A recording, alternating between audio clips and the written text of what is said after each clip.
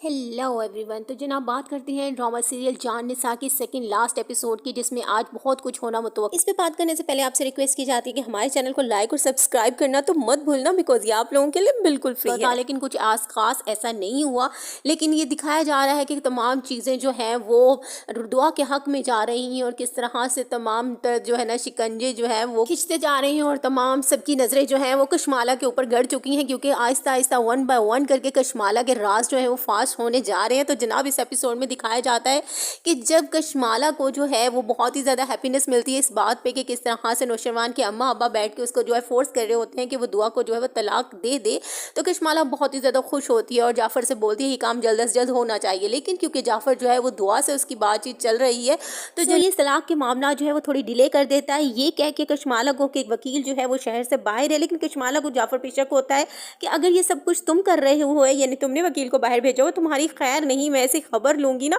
यानी कि काफ़ी ज़्यादा धौंस जमाती है उसके ऊपर। तो वो ज़्यादा काफ़ी हैरान हो जाता है कि भाई ये बहुत ज़्यादा चढ़ती जा रही है। तो ना जनाब दिखाया जाता है अगले ही सीन के दिखाया जाता है कि किस तरह से सरफराज की बहन जो है उसके घर आके बैठ जाती है।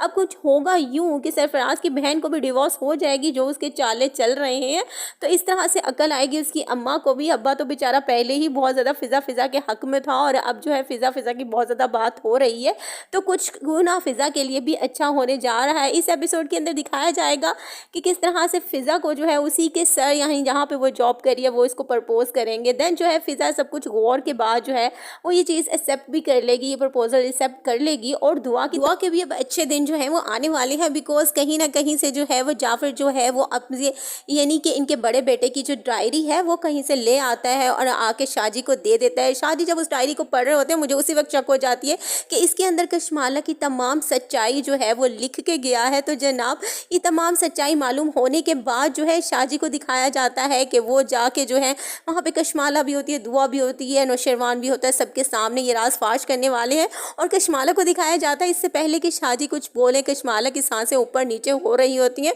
सो दैट्स वाई इसमें कुछ ऐसा राज है जो कि कशमाला के हक में बिल्कुल भी नहीं है। तो जनाब कशमाला की पकड़ हर तरफ से होने वाली है और इसी तरह से दिखाया जाता है कि जैसे जाफ़र ने सरफराज को जो है वो उठवा लिया है, देन जब इसी टाइम पे सबको ज़रूरत पड़ेगी, सब सबूत पेश करेंगे, दुआ करेगी, शादी करेंगे, तो वहीं पे सरफराज को भी लाया जाएगा और सरफराज भी अपने मुंह से जो है वो सारी हकीकत बयान करेगा।